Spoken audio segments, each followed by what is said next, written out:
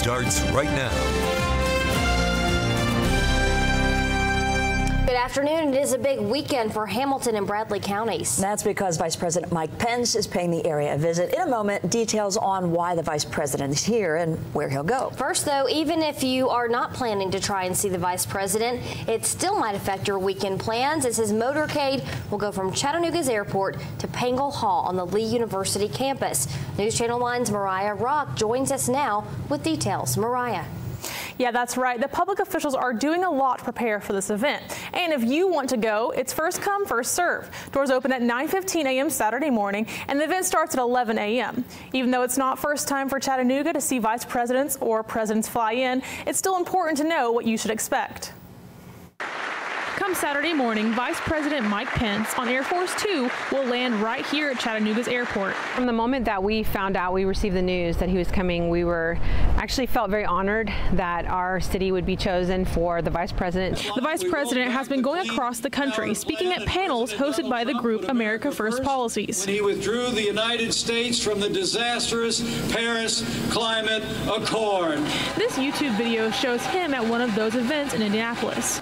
Sergeant Evie West of the Cleveland Police Department says officers are lining up to work. We have about 50 officers from our department that have signed up to work, and they'll be around the area, in and around the area. Even on their days off. Like Saturday, that's my day off, so I'll be in at 6 a.m. Resident agent in charge of Chattanooga's Secret Service office says local law enforcement has had some practice with an event with this much security. Here in Chattanooga, however, we have already had visits in the past. I think a couple of years ago, former Vice President Biden was here, and we did the same thing. So we pretty much have a good idea what we going to anticipate on Saturdays. But he warns drivers it will mean delays as roads are temporarily shut down to let the vice president's motorcade pass. Without going into the detail, yes, it's a major visit, so bear with us. Sorry to impose those, but hopefully people will understand that it is part of a big visit to the area. And even though the extra work for local police means overtime, it's an expense that we will incur, and we will be honored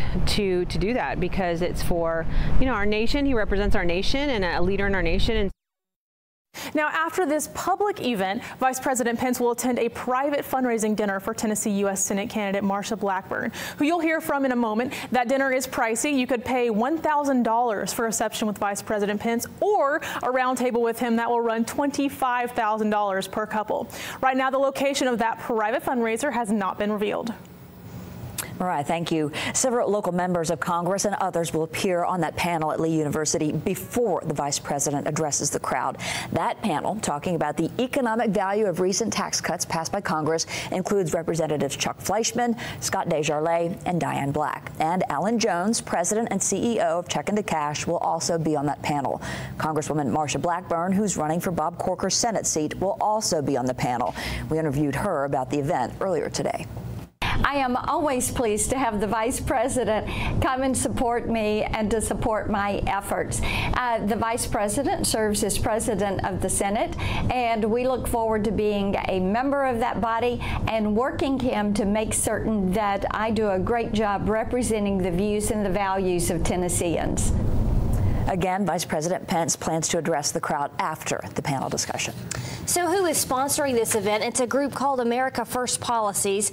It's a nonprofit devoted to promoting the agenda of President Donald Trump. That includes repealing and replacing Obamacare, overhauling the tax system, border security, rebuilding infrastructure, and choice in education. It is allied with America First Action, a pro-Trump super PAC that plans to spend $100 million in 2018. AFP is a nonprofit and therefore not required to publicly disclose its donors.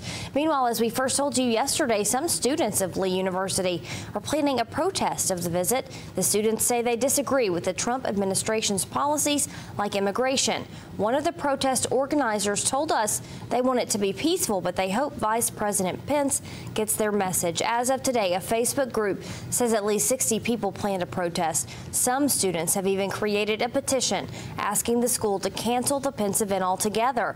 Lee University's Vice President president says the school hosts guests with all different kinds of opinions. And this isn't the first time a sitting president or vice president has visited the News Channel 9 viewing area. The last time a sitting vice president visited town was Joe Biden, who spoke at a memorial ceremony for the fallen 5 in 2015. Before that, President Barack Obama visited Chattanooga's Amazon fulfillment facility in July of 2013.